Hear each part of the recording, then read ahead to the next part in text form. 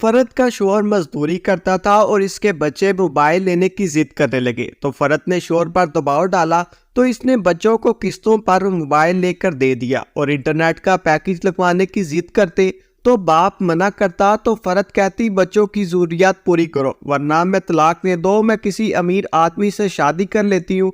तो Ramzan double shift लगाने लगा। एक दिन काम पर जाने से पहले मेडिकल स्टोर पर दवाई लेने गया तो मेडिकल स्टोर वाले ने कहा रमजान आजकल खैर तो है, सुबह का गया आधी रात को घर वापस आता है, अपने घर का भी ख्याल रख लिया करो।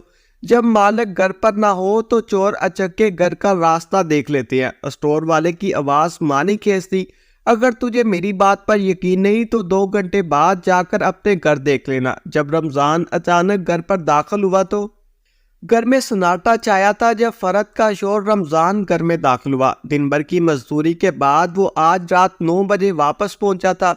वो तबे कदमों चलता हुआ अंदर आया कि कहीं बच्चे और बीवी की नींद खराब ना हो जाए, इसका ख्याल दुरुस्त था। वो सब सो चुके थे। दरवाजा खोल के इसने अंदर झांका। बच्चों की किताबें और कापियां जमीन पर बिखरी पड़ी थी और वो खुद सो रहे थे। बड़ी बेटी 13 साल की थी, इसके बाद एक लड़का 9 बरस का था और इससे छोटा बेटा 7 साल का था। रमजान वापस पलटा तो इसकी निगाह अपने कमरे में सोती हुई फरद पर पड़ी। रमजान ने इसे तंग करना मुनासिब न समझा और किचन में चला गया और खुद ही अपने लिए खाना निकालने लगा।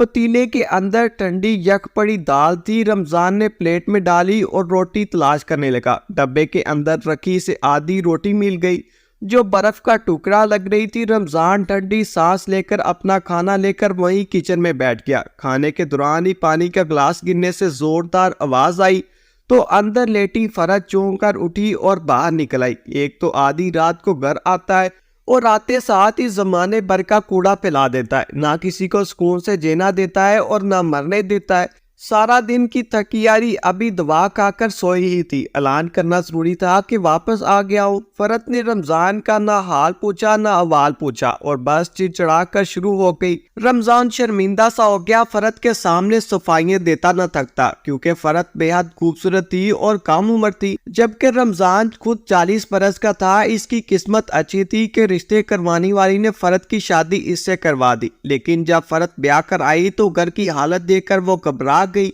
मुझे तो कहा था कि लड़का बहुत अमीर है, तू तो मजदूरी करता है। इसने हैरान होकर रमजान से पूछा। वो फिर शर्मिंदा होने लगा।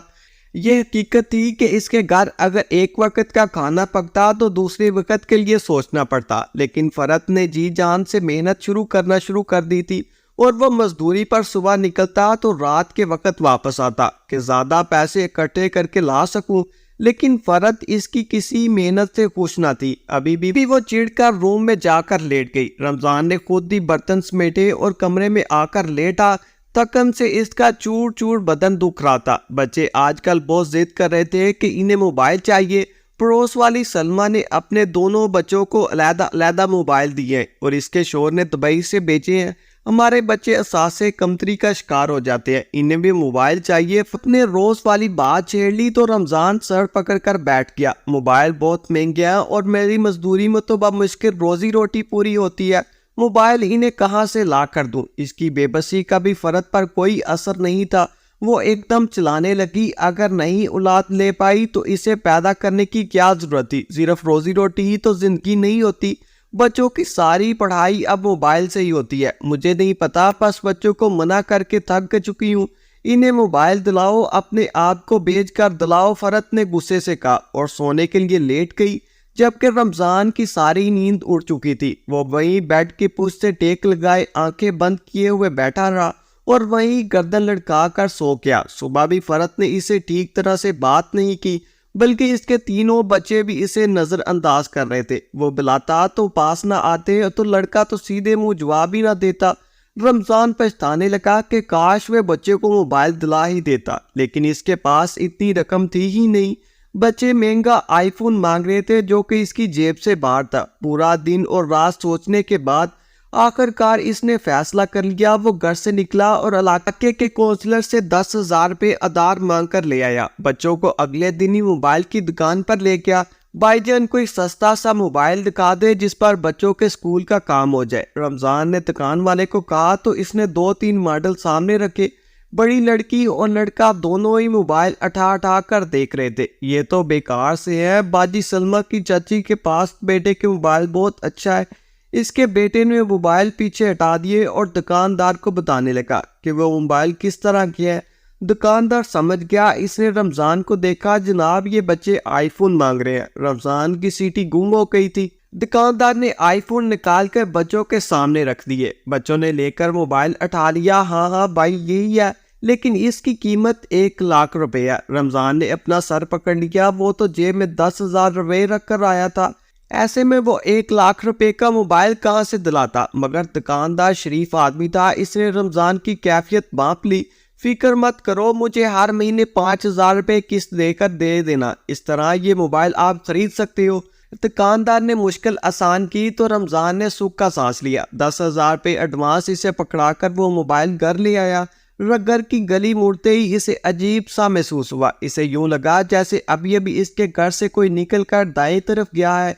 इसका घर गली के आखिरी कोने पर था, जहाँ गली का दूसरा सिरा था। लेकिन बलाकर में कौन आ सकता है। वो घर आया तो फरत सेन में ही खड़ी थी, अपने लिबास को दुरुस्त कर रही थी। इसके चेहरे पर एक घबराहट बड़ी मुस्कुराहट थी। घर में कोई आया था, रमजान ने पूछा, लेकिन फरत मुस्कुरा दी। अरे नहीं, घर में किसने आना है, छोड़ो भाई मोबाइल तो दिखाओ, फरत ने पूछा।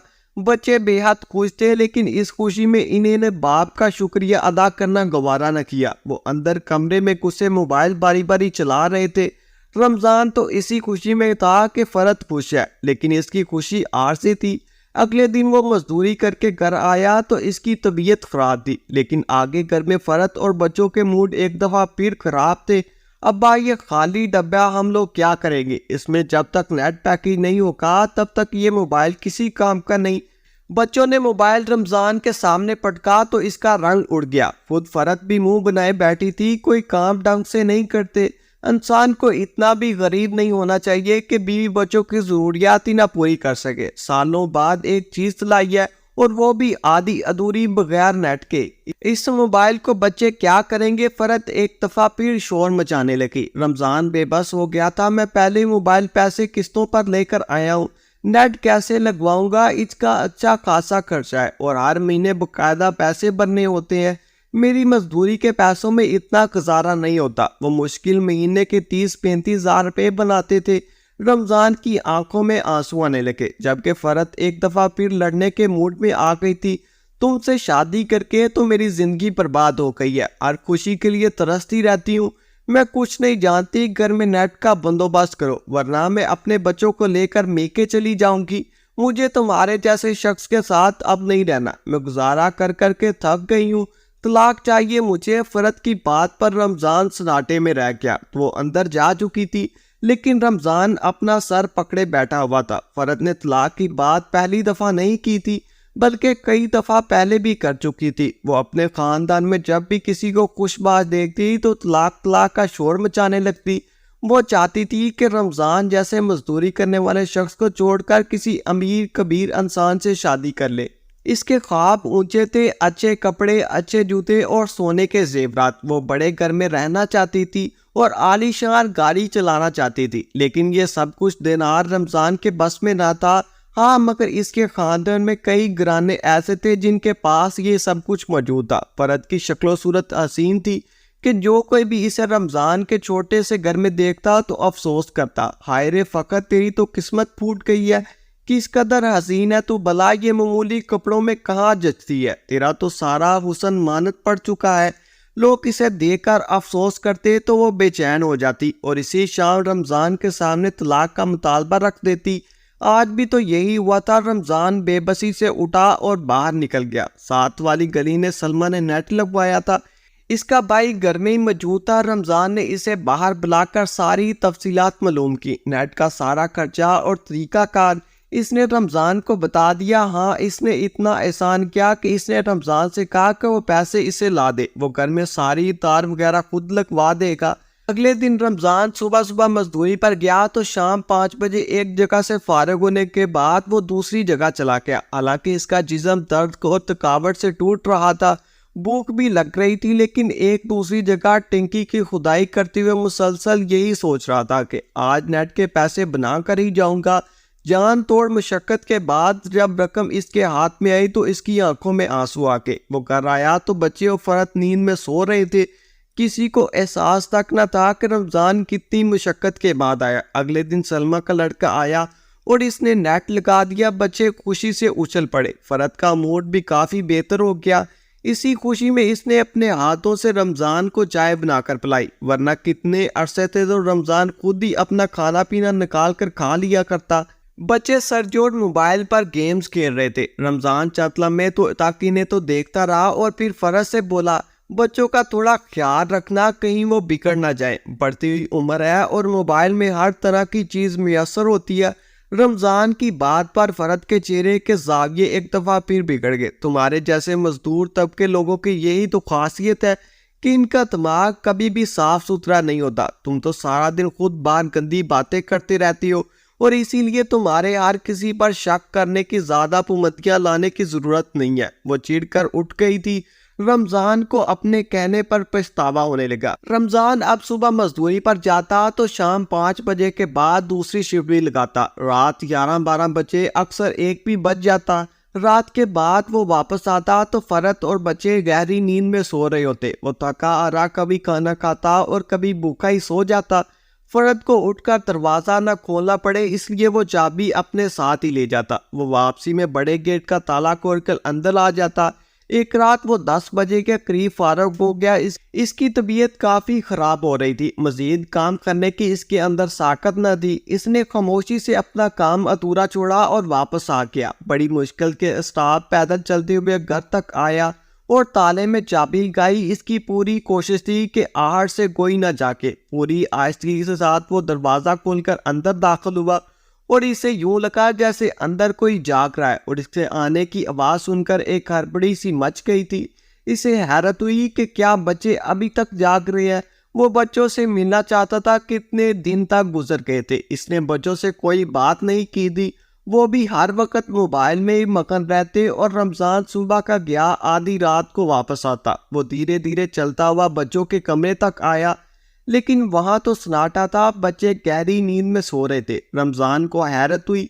इसने पलटकर फरद के कमरे का दरवाज़ा खोला। वो जाग रही थी और इसके चेहरे पर मुस्कुराहट थी। वो यकदम लपक कर आ गई। अरे आ गए आप, आज तो पता ही नहीं चला आपके आने का, जल्दी वापस आ गए। अभी तो सिर्फ 10 ही बजे हैं, फरद ने पूछा। इसके लहजे में काफ़ी घबराहट थी।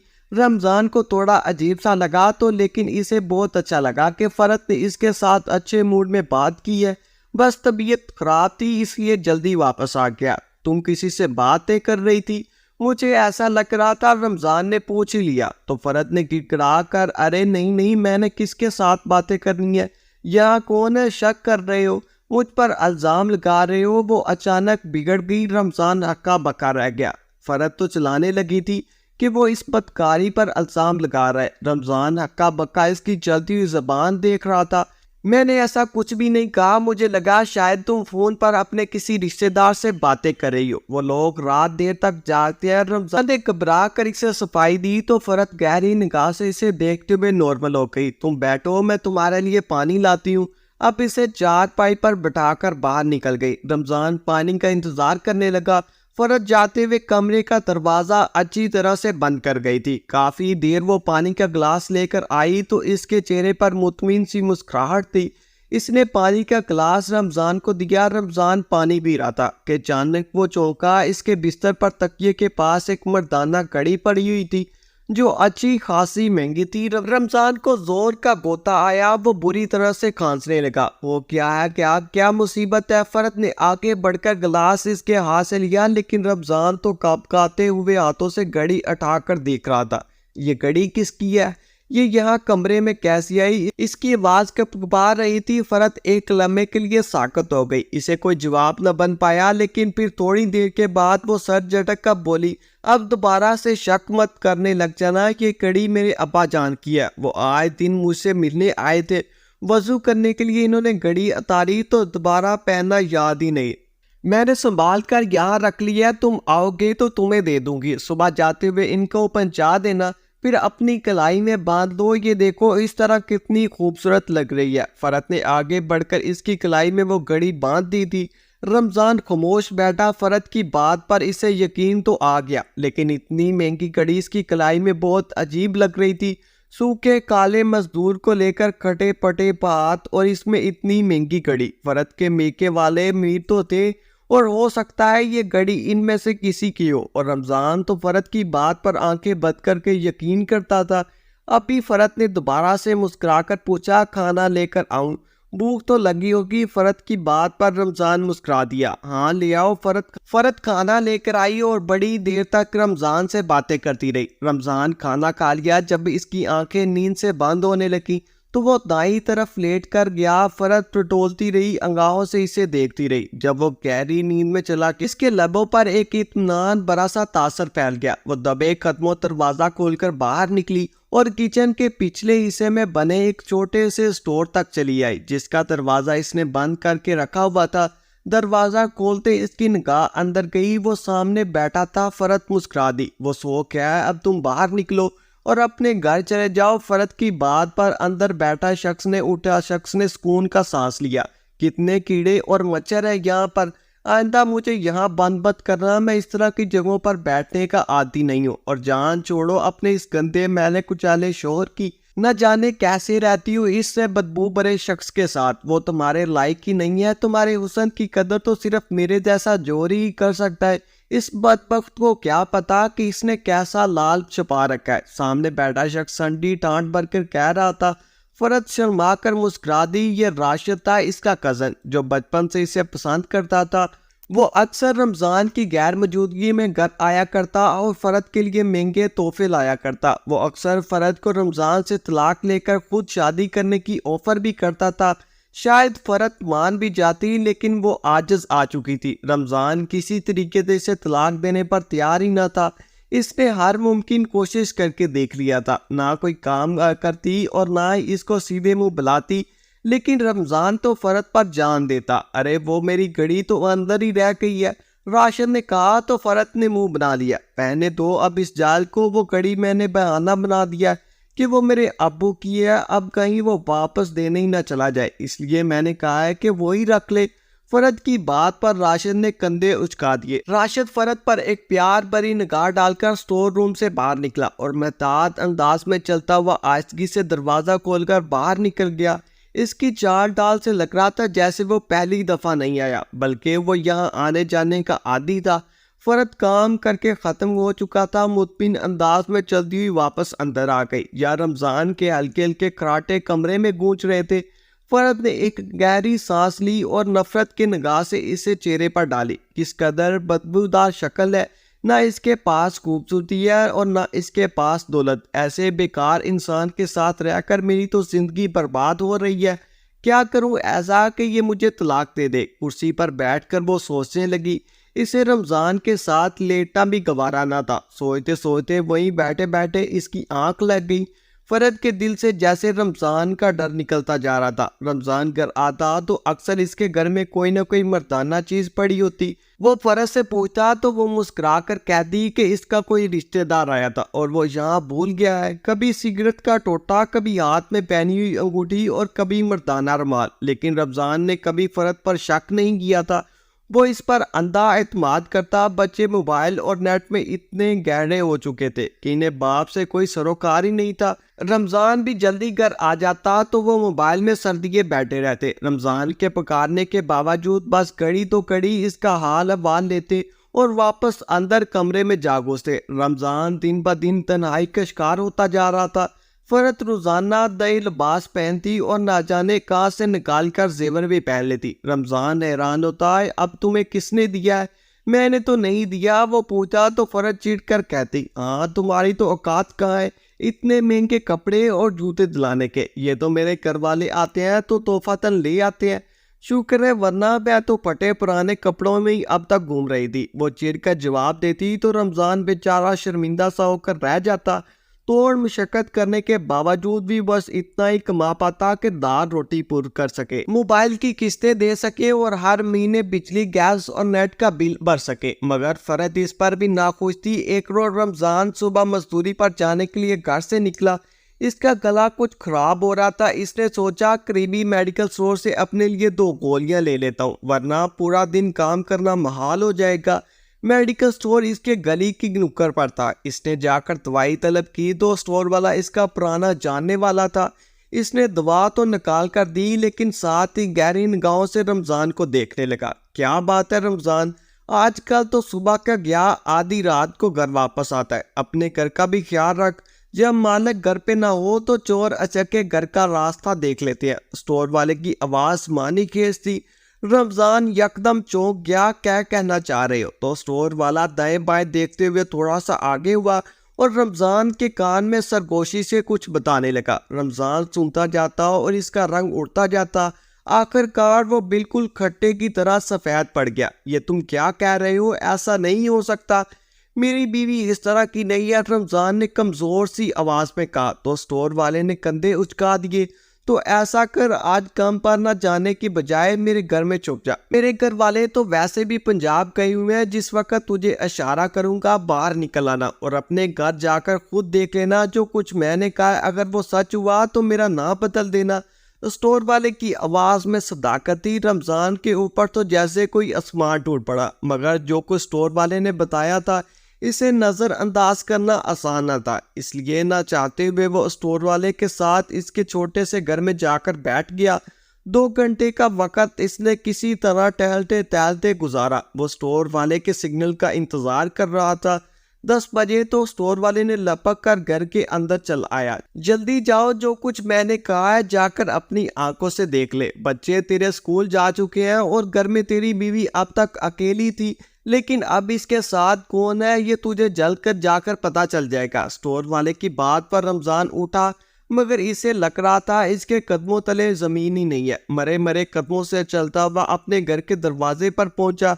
कपकपाते हाथों से इसने दरवाजे पर दबाव डाला और दरवाजा खुला था। शायद फरद को पक्का यकीन था कि दिन में कोई घर में आता नहीं और वो बेकदमों दाखिल हुआ। अंदर से फरद के कैकों की आवाज आ रही थी, मगर सिर्फ इसकी एक अमर्दाना आवाज भी साथ थी। फरद कह रही थी, ये सोने की चेन पहना तो मेरे बरसों का ख्वाब था। तुम बहुत अच्छे हो, तुमने मुझे ये दिलाई। काश के रमजान जैसे नकट्टू और नकारा इंसान की जगह तुम मेरे शोर होते। वो निकट्टे भरे अंदाज में कह रही थी, जबकि मर्दाना आवाज जिसकी भी थी वो बोला, हाँ तो तुम्हें कौन कहता है इसके साथ रहो? ले लो तलाक इस नकारा शख्स से। वो तो तुम्हारी जिंदगी यूं ही मजदूरी करते गुजर जाएगी और अपने साथ साथ तुम्हें भी रोल देगा। बूढ़ी हो जाओगी, सारी जवानी खत्म हो जाएगी और सर में धूल मट्टी जम जाएगी। अपने शोर का हुलिया देखा है, इसके साथ खड़े होकर बात करने का भी दिल नहीं करता और तुम इसके साथ बीवी के तौर पर कैसे रहती हो? जवाबन फरद ने जोर से जमीन पर थूका। ये मेरी हिम्मत है कि मैं इसे बर्दाश्त करती हूँ, वरना इसका चेहरा देखकर दिल चाहता है कि इसके ऊपर तेजाब फेंक दूं। हर वक्त इसके मुंह से बसी के खर्चे रोने की सुनाई देते हैं। इसकी जेब में तो सभी फोड़ी खूटी भी नहीं निकलती। मेरा तो दिल चाहता है किसी दिन इसकी चाय में जहर मिलाकर इसे पिला दूं, तभी इसे जान छूटेगी। तलाक तो वो मुझे देगा नहीं। फरद की बात पर रमजान के ऊपर जैसे आसमान टूट पड़ा।